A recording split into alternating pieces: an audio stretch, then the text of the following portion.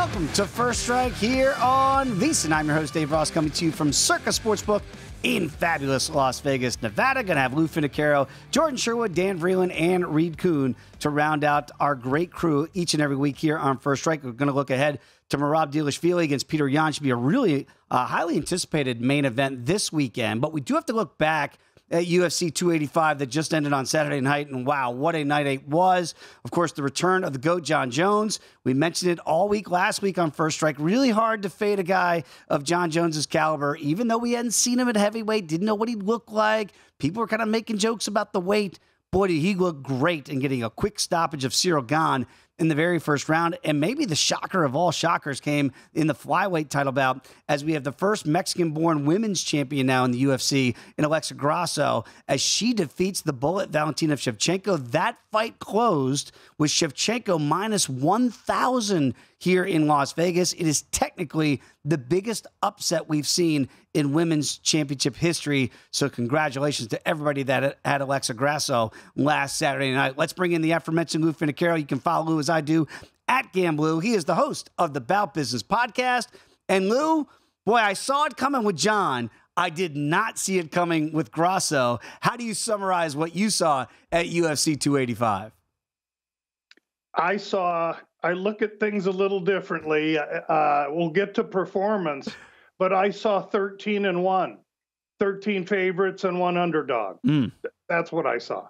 Yeah, exactly right. It was a great night for the faves until Grasso really upset the apple cart with the shock heard round women's MMA. That is for sure. Let's get to this weekend's card because, again, Lou, you and I have talked about it here on the network. Sometimes after a big pay-per-view, it really feels like the general public, maybe even the casuals, really involved because it is a guy like Jon Jones.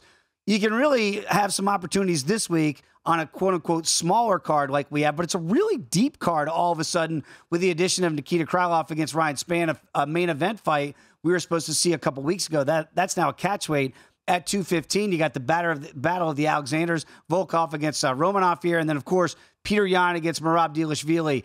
How do you handicap the main event here? We've seen the number go up on Petr Yan in the last couple days. Yes. Bantamweight 135. Yan, unusually enough, enters this off 2 losses by the record. Both split decisions. One of them, honestly, I scored for Yan, and I think a lot of people did as well. So that could be 1-1. Yan, really a fluent boxer, very well-rounded, really great fighter. Going to take on a Tasmanian devil vice grip of a Georgian in Merab Dvalishvili. Styles make fights. This sets up to be a really interesting one. As far as price is concerned, Yan opening minus 170 seemed fair to me. Now he's a bloated 230 and rising. And I suppose I can see the path for victory for each athlete here. But that line's starting to get a little bit high, and I almost wonder where it's going and when it may stop. Exactly, and that's the point here as we talk First Strike on this Tuesday before we get to Saturday. It's up to 250 here at DraftKings for Petr Yan. So you mentioned how it opened and where it is now. Dvalishvili right now plus 210. And you mentioned the styles, right? We get it. The decorated boxer and striker that Petr Yan is, he's going to want to keep distance in this potentially 5-round matchup. Right now, it is juiced to the over 4.5 rounds here. Dvalishvili needs to be more of that wet blanket and try to really encompass and envelop Petr Yan. Are those the 2 pathways that you see for each fighter? I tend to think that Merab is the wear out. It's typical, and we know this isn't anything that I'm enlightening anyone with, but Yan spends 2 rounds reading his opponents. And this is a 5-round fight, and he's usually afforded that. The issue with Merab is he's also a guy that never runs out of gas. He's going to take you down 8 times per 15 minutes. So he just doesn't stop. And so to me, this Jan wants it up, Merab wants it on the ground. It's more than that. It's what's going to happen in the last 2 rounds here, because I'm almost figuring Merab to be a little bit in a situation where he's a front runner and he wins the first round or 2. Yeah, you mentioned the last fight for Jan, really bitter pill for him to swallow against Sean O'Malley. So I know he probably doesn't want it to go to the cards this time around, a fight that and I think the Jan backers think he won against the Sugar Show. But you look at the numbers here, right? By decision for Jan is plus 110 if you don't want to lay that big number. For Merab, it's 3-1 here. If you think the fight's just going to go the distance and you don't want to pick a winner, you got to lay $2. What's the more likelihood scenario of happening? Is it that this fight does go all 5 and then you got to hold your breath again if you're a Jan backer? Here's how I'm going to handicap it, Dave. This is available now, and I've just made the release, or I should say, my own bet. I'm about to release it. And my feeling, and this is DraftKings, the fight to be decided split or majority decision plus 400. I think this thing's going to go right down to the judges. And if it does go to the judges, just like you're halfway insinuating, nobody knows what could happen. So 4-1 money on a fight that I see very competitive, razor close, and in the judges' hands, I'll take it. Absolutely love that breakdown to really get the best of the numbers there. Let's get to the co-main event on this one. And again, I mentioned it's a battle of the Alexanders here at heavyweight, Romanov against Volkov here. Volkov right now about plus $1.35 we're seeing at DraftKings. Romanov minus $1.55. What do you make of this one with some pretty big boys? Obviously, Volkov pushing about 260 pounds in this one. And getting thicker. His legs have changed since the Curtis Blades fight. He realized he had to get a little bit more girth. Here's a fight where Volkov opens minus 150. Now Romanov's the plus 150. And Romanov's coming off a dubious loss to Tybura, where to a degree he was somewhat exposed as singularly dimensioned. Volkov, again, I mentioned Blades once. He's already been embarrassed by a wrestler. He's got size on this guy, experience, and he's been in with better. I think Volkov's being underestimated and a decent value as a dog if you're not afraid of underdogs after last week's card. No question about it, right. It was not a day for the dogs at UFC 285, but Volkov does feel live at plus $1.35. I wonder if you think Ryan Spann is live now that we finally get the Nikita Krylov matchup. It's going to happen this time around. Catch weight at 215.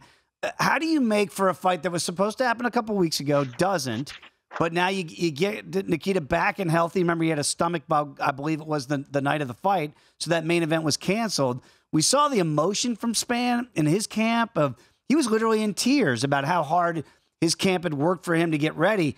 How do you re-energize, kind of bottle that emotion again and get ready to go out and fight the fight again, but this time at a different weight? Krylov has to get over whatever sickness it was, and I'm going to look hard to see what it was. It clearly was a minor thing, a cold or flu or something. Meanwhile, Spann, I think 2 hours later or a day later when they said, hey, we're doing this in 2 weeks, he was better then. So I think that emotion shows how much he and these young athletes have vested in their performances for these fights. And then you take it away from them a few hours beforehand, it really rips them up. So really the questions here, what's the extra weight going to allow each guy to do? For a huge guy like Spann, can't hurt him. And for a guy like Krylov, probably makes him eat punches better. So at least that's how I'm coming at it. And really, my assessment from a couple weeks ago hasn't changed. I think Spann has to be the bully and get it done early. If not, the durability of Krylov is going to allow him to take Spann where Spann don't want to go, and Krylov will win inside the distance. And Lou, I think that's a really important part of distinction here for this fight. That was going to be potentially a 5-round main event. Now we're back down to 3 rounds, heavier weights at 215. So I look at the total at 1.5, because we know Spann's had issues with cardio. Does this help him with more weight, or do you think the adrenaline dump can happen when you're carrying around more weight than you're not accustomed to? I'm going to have to wait and see, because on the one hand, I do think he gets the advantage from the weight, but Krylov agreed to it. And who knows if they weren't trying to get 2.25. Then Krylov said no. That said, I do think the extra weight allows Krylov to weather the storm. He is the more durable, longer termed fighting machine, at least prepared for such. He's been able to do such against big names. And I think he's smart enough to understand he's just got to drag this guy into the second round. All right, got about 30 seconds to go, Lou. Tell the people what they get when they listen each and every week to the Bout Business podcast. Bout Business podcast is simply 14, 16 minutes of the final releases that I submit each week per each UFC card. We're on a good run right now because I listen to First Strike and get great opinions before I throw my podcast out there. And so I appreciate you having me on First Strike, Dave, and I appreciate everyone listening in. Absolutely. I've got a little bit of bonus time with you, Lou, so I want to ask you one other question. There are some dogs in this fight. It was not a day for the dogs like we mentioned last week. When you look at the Queen of Violence, Ariana Lipsky, she is a dog here against J.J. Aldrich, and even Jonathan Martinez here, about a $2 betting underdog against Said Nurmagomedov. Is there any live dogs that you think the numbers, besides the fight we've talked about, that really still have some value here on Tuesday? A lot of these lines have been popping around, and I looked at those two dogs, but those aren't two I'm really horning in on right now. Right now, I got my eye on Rafael Asuncao, and I also think this kid Fremd, who's coming in, he's got some hotshot new debuter. Friends lost 3 against 3 tough guys, and he ain't going to be easy to beat. I was looking at that one as well with Josh Fremd. We'll get into that fight card, that fight a little bit later on down the road. Lou, always appreciate it. As always, my friend, enjoy the fights on Saturday. We'll catch up again next week. When we come back, going to Chicago, Jordan Sherwood next on First Strike.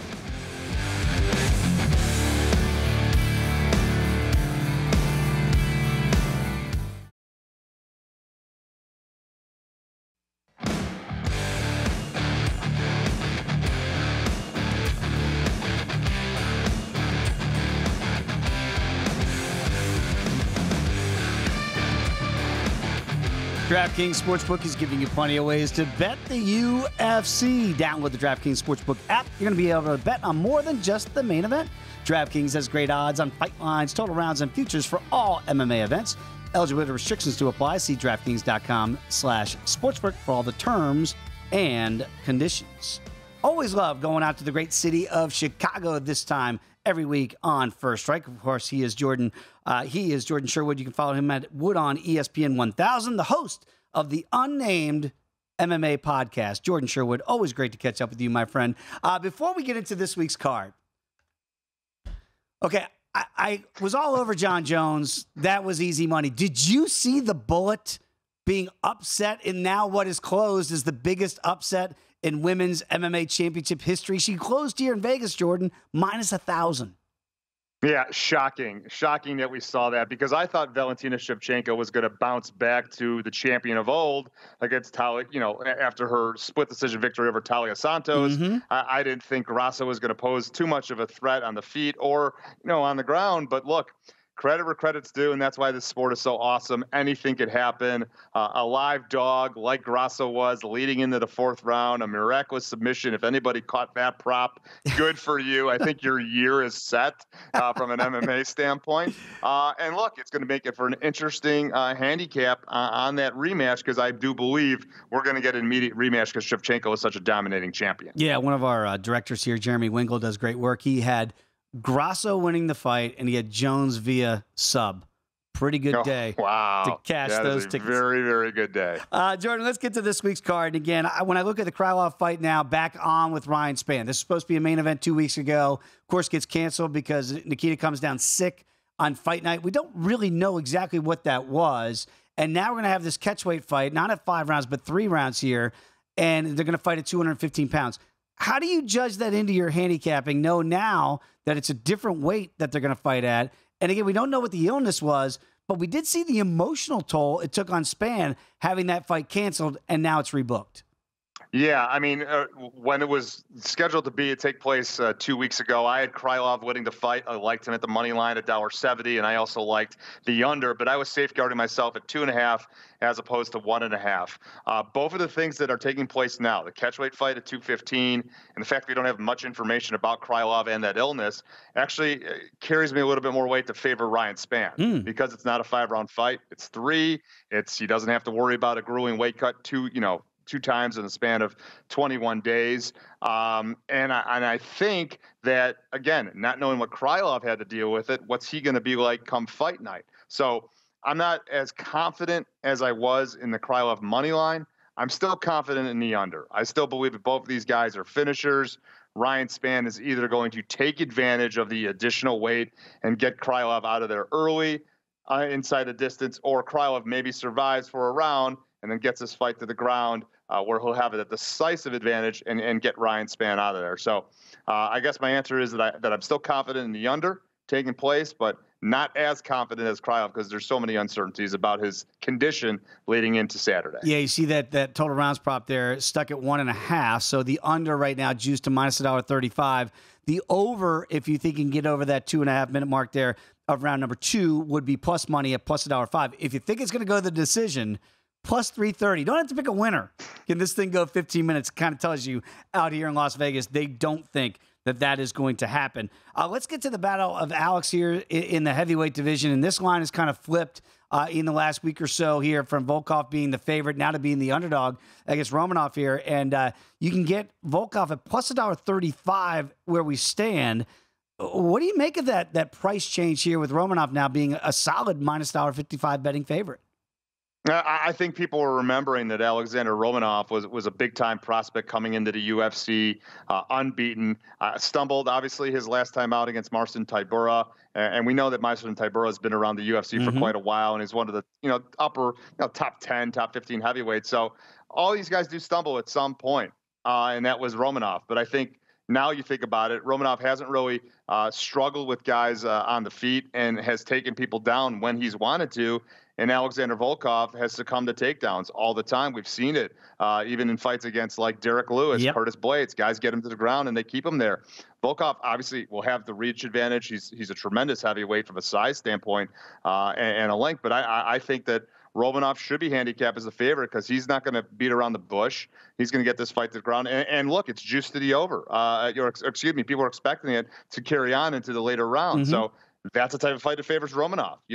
Grueling, clinch work against the cage, and then eventually getting some takedowns and some top control. Yeah, and again, what does kind of intrigue me there, Jordan, to that end, and I love where your brain's at here, is you look at the fight to go the distance. Plus money, don't pick a winner, plus $1.65. So if Romanov can use that wrestling, will he get a submission? Well, that's plus 250 if he can get that, because you just outlined it perfectly.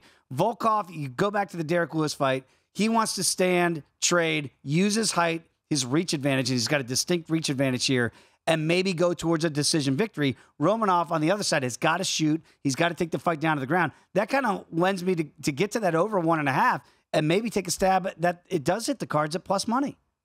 Yeah, I think so. Look, Volkov is a guy that could go 3 rounds pretty hard. You just mentioned the Derek Lewis fight. And I back at what that live bet was for inside the 3rd round, what Derek Lewis was at, and when he landed that KO with 10 seconds remaining. But bottom line is, Volkov likes to be at distance.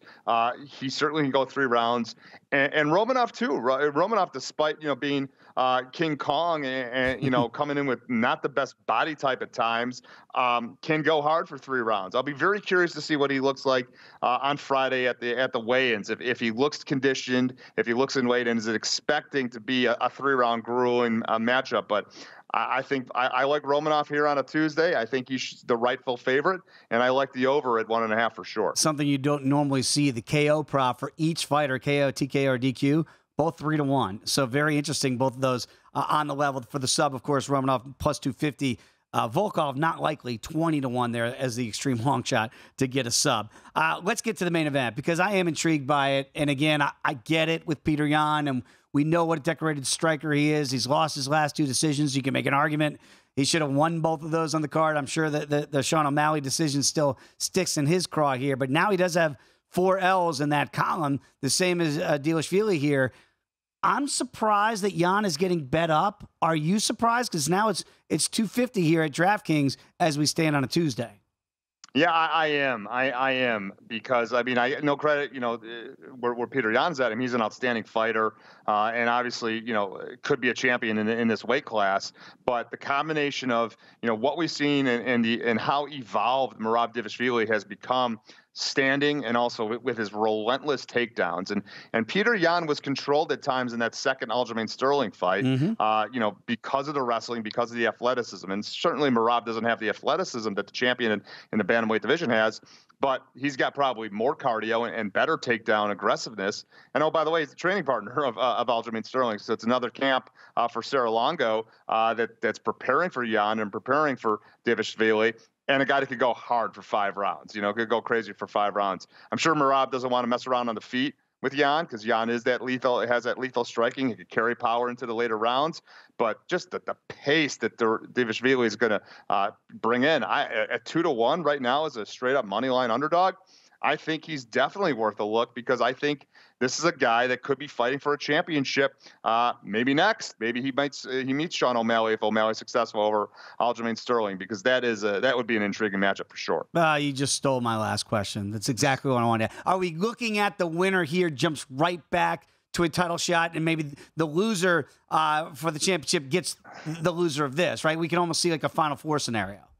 Yeah, but I mean, yes, but you do have to take into account, if Marlon Vera is successful or Corey Sandhagen, Chito Vera deserves something, because he beat Sean O'Malley convincingly. Sean O'Malley has you believe he's still undefeated, but he's obnoxious and kind of a moron. But so, I mean, Chito Vera has to be considered into the mix for sure if he's successful, or Corey Sandhagen. But yeah, we've got 5 outstanding bantamweights at the top of this level, and even Henry Cejudo is throwing his name out there in some way, shape, or form to get back into the challenger. Triple C role. is going to be heard from again. Very quickly, got about 45 seconds before we have to say goodbye. Give me another fight on this card that you really think you see some value here on a Tuesday. Yeah, I think Davy Grant over Rafael Assunção. Yep. Rafael Assunção was supposed to go in the sunset, and then he had a pretty impressive upset victory over Victor Henry his last time out. So, but Davy Grant, from the striking and being able to go grapple for grapple with Rafael Assunção. Rafael Assunção has struggled with those big strikers. We saw it against Cody Garbrandt a couple of fights ago. So I think Davy Grant, -170, straight up win for him on the undercard. What a pretty cool shot you have today of the second city behind you. Jordan Sherwood, I won't say the king of Chicago, but you do a hell of a job, my friend. Enjoy the fights. We'll catch up again next week. All right, Dave. Thanks. There he is, everybody. Jordan Sherwood. When we come back, we're going to go out to Dan Vreeland, get his thoughts. And he's got some sneaky picks maybe on the undercards where he sees some really good value here as we talk on a Tuesday. Come on back. First Strike here on VSiN, the Sports Betting Network.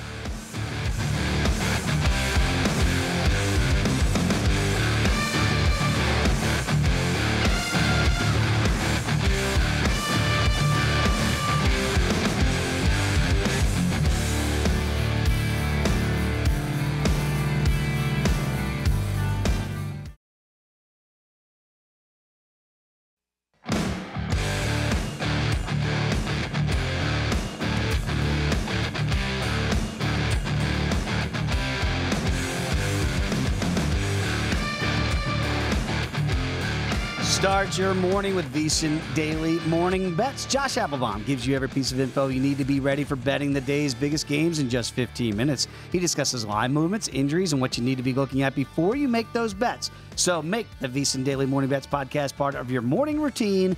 Download and subscribe wherever you get your podcasts. Back here in Las Vegas, Dave Ross coming at you. Going to go out to Dan Vreeland. Always love catching up with Dan. You can follow him on Twitter as I do at Gumby Vreeland, and does great work at Gambling Podcast and Cage Side Press. Host of the Top Turtle MMA and SGPN MMA pods. The hardest working man in MMA. Dan, great to have you back on. Before we look ahead to this weekend, been trying to get everybody's thoughts as you kind of decompress from what you saw at UFC 285, the return of the GOAT, John Jones, now the heavyweight champ, and a new champion and the first Mexican-born women's MMA champ, Alexa Grasso, with a shocker of the day for my blood. Dan, what was your biggest takeaway from UFC 285? Man, I think it's just got to be how dominant John Jones looks, right? Because, I picked Rio game completely honest here, hands up on this one. I picked Cyril Gane to win this fight. I thought, the years off, the, size difference, all that kind of stuff would come into play. He made it look like it didn't. And not only that, is I will say the most dangerous thing about John Jones now is he's no longer that John Jones who is very comfortable winning a decision, the one that beat, Thiago Santos or the one who beat Dominic Reyes. He's the one who went out and put Shogun away. He's the one who went out and choked Loyola Machida cold. He's the one who went out and put Rampage away. And that John Jones being back is exciting to me. It's amazing. I feel like we're in a time warp, right? All those great fights you just mentioned at light heavyweight for Bones. And now at 35, we hadn't seen him in 3 years. You forget he was the youngest light heavyweight champion in the history of the sport. And now he feels like a young 35 as a heavyweight champion. Looks like Stipe Miocic next. I can't wait to break down that fight when we get closer and closer to it. But let's get to this weekend's card because, Dan, I love it when you have a big card and maybe the first fight of the night, you look at it, you get a winner, and you feel like you're already playing with house money a little bit. Cedric Dumas against Josh Fremd in this one. Fremd is the dog here. What do you make of this one? Because I think you're looking at Cedric and think that this favorite is the rightful one at minus $1.80. Yeah, and minus $1.80, not a bad number here for Cedric Dumas. And I've been following this guy on the regional scene. He's largely been seen as a dude who's a big power puncher. He's got incredible power in his hands, really quick, and he's very long.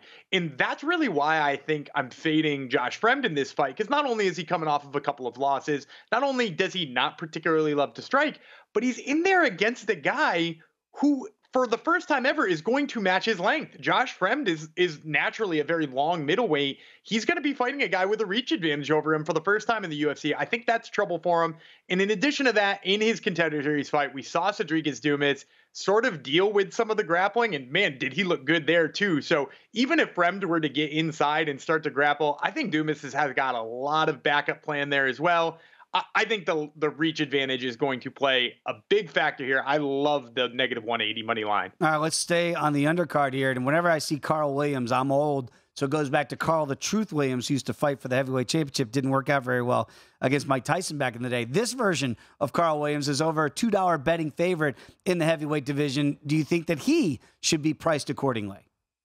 Yeah, you know me, I'm usually looking for an underdog on these prelims, but there's actually a couple of $2 favorites who I love here out the gate, and Carl Williams is one of them. And the big reason why is if you go back and you look at Lukas Brzeski's fight with Martin Buday in his debut, he's not a particularly fast guy. He puts good combinations together. He's got good pressure. He's tough as nails, but he's not a particularly fast guy. And the thing about Carl Williams is Carl Williams was a light heavyweight coming into the UFC. He took a short notice fight on the Contender Series, and he did so against an incredible grappler in Jimmy Lawson. And not only did he look great on the feet, as he always has, very quick hands, very good power, but he showed he has some awesome wrestling too. He out wrestled Jimmy Lawson, not just defended the takedowns himself. So I think he has that wrestling advantage here against Brzeski if it's not going well on the feet. And in addition to that, I think he's so fast, particularly for this heavyweight division, that while he's a little undersized and he is going to be against a lot of heavyweights, I think that speed's going to give a lot of people trouble. I might think about making a little two-way parlay there with the minus 205 for Williams and the minus 185 in the first fight. Let's get to a fighter that I think you might think the dog could be barking in this one. And again, you're looking at Victor Henry against Tony Gravely here. Gravely is the small dog in this one. Do we finally have an underdog that Dan Vreeland likes?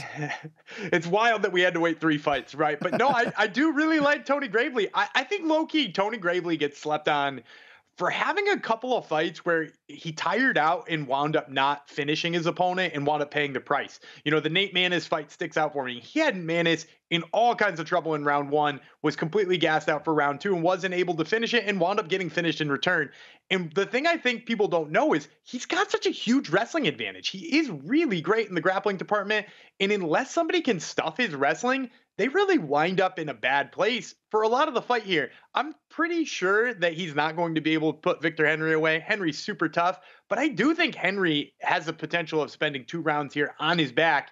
And I will say this, I think he likes to grapple so much, Victor Henry does, that there's a chance he jumps a guillotine and he winds up on the bottom, or he's cool looking for a Kimura, or he's cool looking for a triangle choke. And I think Tony Gravely's smart enough to stay out of him. So that could just be an extra way that he gains extra control time. He looks better on the judges' scorecards, and it makes it a little easier for him to beat Victor Henry here. All right, 2 underdogs I want to be interested in, but I'm going to get your thoughts first on it. Tyson Nam's plus $1.65 against Bruno Silva. Silva almost a $2 betting favorite. And then the Queen of Violence, Ariana Lipski, a huge underdog to J.J. Aldrich here. Aldrich is minus 320. Lipski really needs a win. She's been struggling as of late. Are there any live dog scenarios with either Lipski or Nam, in your opinion? I will give you one of those two for sure. Unfortunately, it's not going to be the Queen of Violence because I just think JJ Aldrich, I think she gets slept on for being as good as she is. You know, like if you go back and you look at some of JJ Aldrich's fights, including the one she had with Erin Blanchfield, man, did she look game in that fight. Yep. Now, she did eventually get submitted by Erin Blanchfield, but now, how good did that loss age? Because Erin Blanchfield's out here finishing Jessica Andrade, and she was troubling her with the hands. The fact that I think she's so tough and so hard to take down, I think means that this fight is going to take place on the feet. And if she can turn it into a gritty fight, I really don't think Lipski's going to look all that good in the clinch with her. I don't think Lipski might even look good at distance with her, which is why you see her at negative 320 here. Now, if you are looking for value on this fight, take it by decision. You'll make that number look a little bit better. But of course, you know, that kind of is the way it goes with women's flyweight fights. And then on the other side, I'll back you on Tyson Nam here. I think Tyson Nam's punching power plays up against a guy like Bruno Silva. Bruno Silva, a guy coming off of back-to-back knockouts. Back-to-back knockouts, one of which was against a short notice replacement. The guy didn't look like he was prepared to fight in there. And the other one was a TKO. If he thinks he's a knockout artist and he's going to fight Tyson Nam, that's a bad idea because we just saw that work out with Ode Osborne. Ode Osborne, a guy who beat Charles Johnson, could not strike with Tyson Nam. In fact, he wound up beating the big one and sleeping. I think Tyson Nam's punching power plays up in just about any fight. And against a guy who's fallen in love with his hands in Bruno Silva, I like his odds there to pick up the upset. Yeah, I'm with you on that. Plus $1.65 for Nam. So if this fight stays standing, he's got a really good shot to pulling that upset. Let's get to the main card here. And again, we were expecting Nikita Krylov against Ryan Spann a couple weeks ago as a main event. Now, of course, because Krylov got sick, that fight had to be scrapped. And now we are 2 weeks later. It's going to be a 3-round non-main event fight here, and they're going to fight at the catchweight 215. Does that change your handicap of this fight from what you might have seen 2 weeks ago? So I was already in on Ryan Spann, first of all. So I like the fact that his number didn't change because when I heard that this fight was being rebooked, I was like, well, there goes my plus 145 on Ryan Spann. His number is going to go closer to even. Krylov is sick. You know, the fight's 2 weeks later. You know, he's already the bigger of the two guys. So now not having to cut weight, people are going to be like, oh, yeah, he's got an advantage there. And the number stayed. Not only did the number stay, it's even moved a little bit. You know, Krylov has gone up as a favorite. He's negative 170 now. I think he was only negative 155, negative 160. So, yeah, I'm all over Ryan Spann in this spot. I think the fact that, you know, Krylov was already kind of an erratic fighter who you never really could trust his performances. Now he's coming off of an illness that kept him out of a fight just 2 weeks ago, and we still don't really know what it is. I love the fact that Ryan Spann is getting some nice dog money here. And I'll say this, my original breakdown just said, I don't know that he'll be able to deal with the length of Ryan Spann. And when he shoots that takedown, which I think he inevitably is going to do, Ryan Spann has got one of the sneakiest guillotines you've seen in the light heavyweight division. Would not be surprised if Ryan Spann upset you here with a submission. And I know that number is really juicy. It's like plus 500. I know people are out there loving the knockout prop, but I'm telling you, Ryan Spann by submission here. Ooh, 5-1 if you like Superman Spann via decision, or excuse me, via submission. Very quickly, main event, Petr Yan, Merab Dvalishvili. How do you see this one playing out? I think this is all Petr Yan. I see the number at negative 250. I liked it better, obviously, when it was, you know, in the negative 180s or whatever it was earlier in the week or, you know, last week for that matter. But the thing for me is I go back to that fight with Merab Dvalishvili versus Marlon Moraes. And like, he just got outstruck so badly on the feet, couldn't get his wrestling going. And eventually Moraes tired out and Merab took over and wins that fight, TKOs him with some ground and pound. That's not an option against Petr Yan. That dude is not going to tire out in a 3-round or even a 5-round fight for that matter. 5-round fight, and his boxing is better than Marlon Moraes. You don't have to worry about his chin either. Yeah, that's going to be a heck of a main event, though. But I'm with you. I understand what you're saying with Petr Yan there. Not the same fighter that Dvalishvili had against Marlon Moraes. Dan, great stuff as always. We'll see you next week. Coming back here, going to Washington, D.C. with Reed Kuhn next here on First Strike.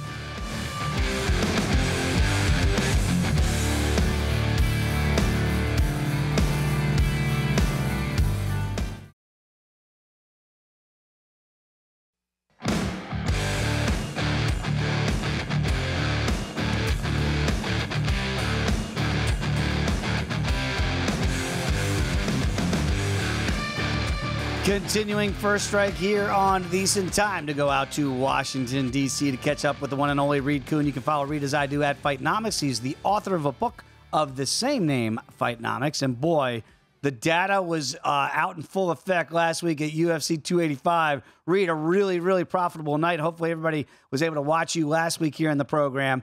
The models did not disappoint. What was your biggest takeaway from UFC 285? Well, I like wrestlers, and in the main event, sometimes you have a total stylistic contrast, and you got to bank with what's safe, and that's my wrestling. John Jones brought it. He made it look easy. But my takeaway was trust the numbers. We had a small stab on Grasso at 6-1, and that came through. So that was a nice little sprinkle on the top that made us open up the top shelf. You get to the good stuff on the bar, I see there, after a very profitable Saturday night at UFC 285. Let's get to this week, because I'm always fascinated by your numbers, Reed, and I know now, certainly with the wrestlers over the last couple of years talking on this program, how much the numbers really value them. So you look at Petr Yan, a guy who can wrestle, right? But again, against a guy like Merab Dvalishvili, we know that's what he'd like to do, is get this fight down to the ground. Potentially 5-round matchup here in the main event. What are the numbers showing you here? Yeah, they reinforce that narrative. And first of all, if you look at this entire card, which does have heavyweights, it does have light heavyweights, who has the most knockdowns of anyone on this card? It's Petr Yan. Mm-hmm. He has 10 knockdowns recorded. He's only been dropped once. He is a heavy-handed bantamweight. You don't always see that. And his technical striking is clearly superior. He's very accurate on his feet. Now, he doesn't have quite the pace that Merab has. And I think we saw that in those battles with Aljamain Sterling. Yan was getting pressured, and if you stifle his offense, then he doesn't have as many weapons. And if you get him on the ground or on the fence, that's how you stifle the weapons. And Merab has that opportunity here. Now, if I was picking this straight up, I would go Yan. And the takedown defense of 90% is reassuring, but this is a situation. Merab has been one of those guys. He can string together takedown after takedown and put you against the fence. He has very high clinch control. He has dominant grappling on the mat. And you add that up, and basically half of all rounds are spent dealing with his pressure. And so the other half, you have to, somehow win the round with striking alone. So with these odds where they are, it's a value play for me on the upset. Yeah, and again, it feels like the number's been going up rapidly. Yan now minus 250. Merab coming back at plus 210. I wonder if the number's going to keep going up to get even more value before we get to Saturday night. Because of what you said with Dvalishvili, kind of that wet blanket type wrestler, right? He's just always constantly pressuring. I understand why the number is at 4.5 here, and it's juiced heavily to the over, minus 215. If you think the fight's going to go the distance and not even pick a winner, that you got to lay $2 to do that. Do you see any finishing potential here? You mentioned the knockdowns of Yan. So KO, TKO, DQ, you can get plus money at plus 250 if you like Yan there. By decision, you can get Yan at plus $1.10. I know the numbers kind of show that it's a value play on Dvalishvili, but what about how we think this fight's going to end? Do you see any finishing potential there? I do like where your head is at with Petr Yan and his striking, and that's a pretty juicy return for a striking finish, because if as far as bantamweights go, he is well poised to achieve that, because if he does get it in open water for extended periods of time, he's absolutely going to be winning those exchanges. He has very slick counters, but they turn into combinations. So I like the strikes piling up, and he does have 5 rounds to work. We know that he has a gas tank. But while I might play the value on Merab, if I were to pick a prop on the Yan side, if I was supporting him, I would look for a really high return on a striking finish, because it's not intuitive to think that two bantamweights who are going to be grappling a lot, there's going to be a striking finish. But Yan does have that knockdown power that it's unlike anybody else on the card right now in terms of how many he's racked up. Yeah, and I look at it too, and I'm right there with you. If you like Yan, don't want to lay the big price tag down, maybe plus 250 is the way to go. And conversely, Dvalishvili, the number's telling you 12-1 to get a KO. Sub is 16-1. Really, the better opportunity there might be Merab by decision, and you get 3-1 there. So you can kind of almost hedge it there as this fight progresses. Let's get to the co-main event here in the Battle of the Alexanders here. It should be a pretty interesting fight for Romanov against Volkov here. Volkov, the much bigger man. I know you've got a lot of data on him at 6'7", 256 against a guy who's 6'2" and 239. What are the numbers showing you? Is there any value at Volkov at plus $1.35? Stylistically, no. I'm probably going to go with the wrestler here. Now, the numbers do support. He has the clear striking advantage. Volkov has that really long reach. He's very precise. He's got the long-range kickboxing game. We've seen him when he gets at that range, he looks unstoppable because he can pick people apart and just pile up the strikes. He's not really a one-hitter quitter kind of guy. As far as heavyweights go. His actual knockdown rate per strike is actually below average, so that's not really his style. And I think that helps us here because Romanov is probably going to be diving in for the takedowns pretty early, pretty often. So you want to make sure that he's not doing that against someone who can put him away with one shot. I don't think that's the case here. I think Romanov can eat a few shots. He can take a little damage on the way in, and each round he just has to get it on the ground and pin him, and he is fully equipped to do that. Volkov's takedown defense at 73% is decent, but I think it's just going to pile up, and he doesn't have that power that I would want to be able to bank on a striker facing a wrestler. Yeah, great point. I go back to shades of Curtis Blades against Derek Lewis. Wins that first round and kind of dives in for a takedown, one punch ends it. That's not what Volkov does. So Romanov here, the reasonable, you can understand why now he is the favorite. It's flipped to him as the favorite. I do want to get to Ryan Spann. I'm always fascinated by your numbers, Reed. Certainly when you have catchweight scenarios here now, a fight that was supposed to be the main event a couple weeks ago, now rebooked here 2 weeks later, and they're going to fight at 215 pounds and only 3 rounds here for Nikita against Ryan. How does that affect the models, or does it affect them at all? I'm going to dismiss that pretty much and ignore the fact that this has been rebooked and there's a lot of weird stuff going on outside the cage. But I was already going to be on Krylov in that fight. Nothing about the situation really changes that. I didn't hear anything that would preclude me to think from, this guy's really injured and something different is going on.